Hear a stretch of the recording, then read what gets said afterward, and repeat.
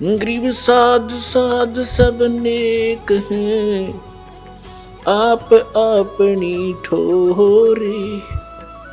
जो सतलोक ले जावेंगे वो साधु कोई और।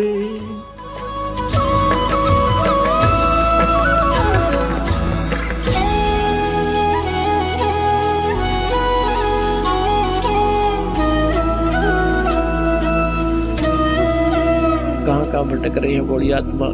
मैं रोवत हूँ सृष्टि को या सृष्टि रोवे मोहे। गरीब दास कबीर साहब कहते हैं, इस वियोग को हो समझ ना सकता कोई। आप तो मुझे ढूंढ रहे हो, कबीर भगवान कह रहे हैं, और मैं तुम्हें रो रहा हूं कि मैं तुम्हारा पिता हूं, तुम्हारे लिए भटक रहा हूं, तुम कितने कष्ट उठा रहे हो, तुम मेरी शरण में आ जाओ, तुम्हें यहां भी सुख दूंगा। और यहाँ तो इस काल के लोग में तुम्हें भाग्य से अधिक कोई नहीं दे सकता, वो मैं दूंगा, जो आवश्यक होगी वही दूंगा। और तुम बालक हो, अननेसेसरी डिमांड करोगे वह नहीं दूंगा, जो तुम्हारे भक्ति में बाधा करे वो नहीं दूंगा। क्योंकि हमारा उद्देश्य आपको काल के जाल से छुटाकर सतलोक ले जाना है। और सतलोक में जाने के बाद आपका ऐसे ही जन्म होगा, एक बार ऐसा ही होगा, फिर कभी मृत्यु नहीं होगी।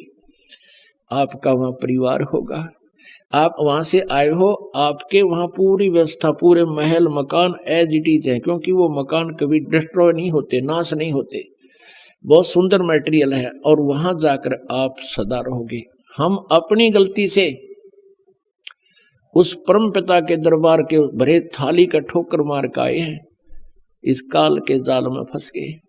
हमने यूं प्यारा लगा इसकी एक्टिंग देख के, ये तपस्या कर रहा था वहां पर, और हम अपने भगवान को भूलकर इस काल के को अपना मान बैठे।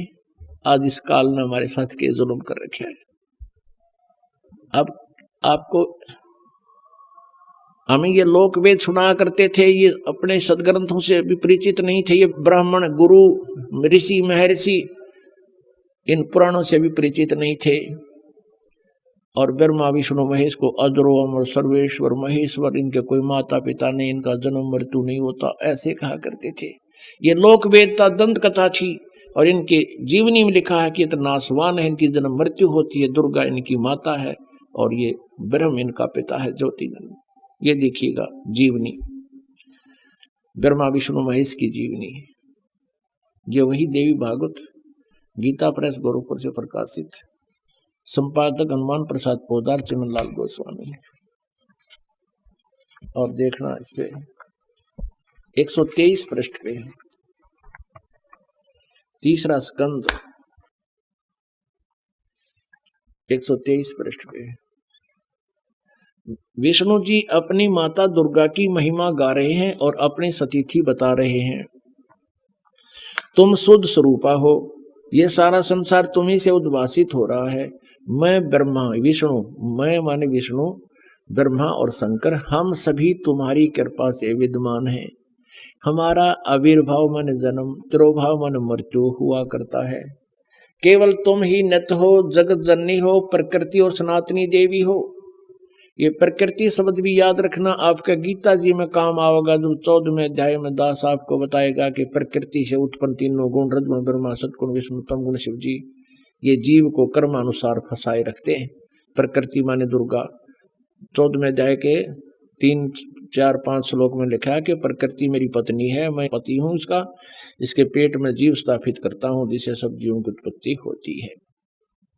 विष्णु जी कह रहे हैं कि मैं ब्रह्मा और शंकर, हम सभी तुम्हारी कृपा से विद्यमान है। हमारा आविर्भाव माने जन्म, तिरोभाव माने मृत्यु हुआ करता है।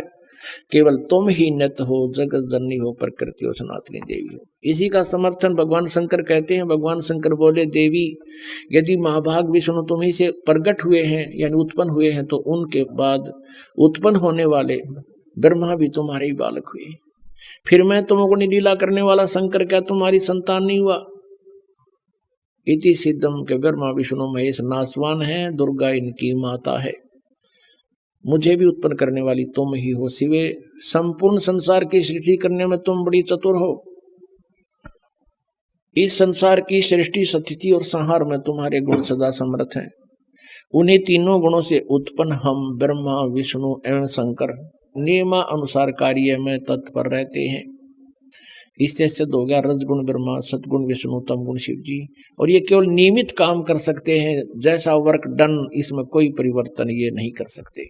इस पवित्र पुराण के इन चंद पंक्तियों ने ये स्पष्ट कर दिया, 4 कंसेप्ट क्लियर कर दिए। एक तो ये है कि ब्रह्मा विष्णु महेश नासवान, इनकी जन्म मृत्यु होती है। दूसरा ये हो गया कि दुर्गा इनकी माता है। तीसरा ये हो गया कि रजगुण ब्रह्मा, सतगुण विष्णु, तम गुण शिव जी है। और चौथा ये हो गया कि ये केवल जैसा जिसने कर्म किया है उतना ही आपको दे सकते हैं, उसमें कोई परिवर्तन नहीं कर सकते। ये पाप नाश नहीं कर सकते, प्रारब्ध में परिवर्तन नहीं कर सकते, केवल कबीर देव, वो कबीर साहब कर सकते।